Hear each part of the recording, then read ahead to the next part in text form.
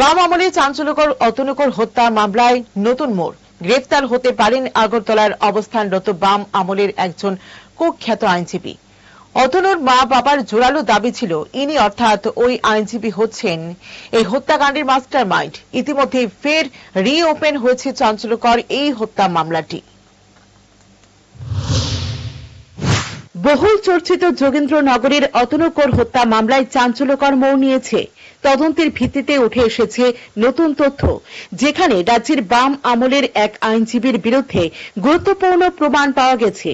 Police সূত্র অনুযায়ী যে কোনো মুহূর্তে ওই আইনজীবীকে গ্রেফতার করা হতে পারে। 2012 সালের 10 অক্টোবর রাতে যোগেন্দ্রনগরের বিদ্যুৎ অফিস লাগোয়া রাস্তায় নির্মমভাবে খুন হন অতনুকর। শুরুতে এই হত্যাকাণ্ডকে সড়ক দুর্ঘটনা হিসেবে ব্যাখ্যা করা হলেও দীর্ঘ 12 বছর পর মামলাটি নতুন করে তদন্তের আওতায় এসেছে। বিচারকের নির্দেশে পুলিশের পক্ষ থেকে 3 বার রি-ইনভেস্টিগেশনের সুপারিশ করা হলেও এতদিন সঠিক তদন্ত হয়নি বলে অভিযোগ ছিল।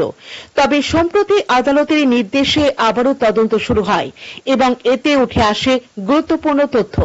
জানা গেছে অভিযুক্ত আইনজীবী শুধুমাত্র হত্যাকাণ্ডের মাস্টার মাইন্ড নন, বরং মৃতের পরিবারকে হুমকি দিয়ে মামলাটি প্রভাবিত করারও চেষ্টা করেছিলেন।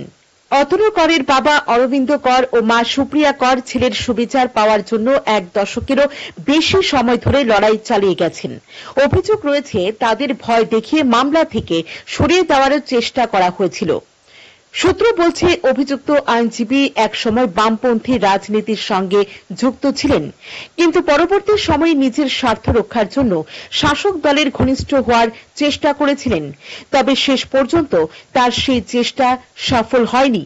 এখন দেখার বিষয় অভিযুক্ত আইনজীবী গ্রেফতার হলে তদন্ত কোন দিকে মোড় নেয় এবং এর সঙ্গে আর কারা জড়িত রয়েছে তা কতটা প্রকাশ্যে আসে।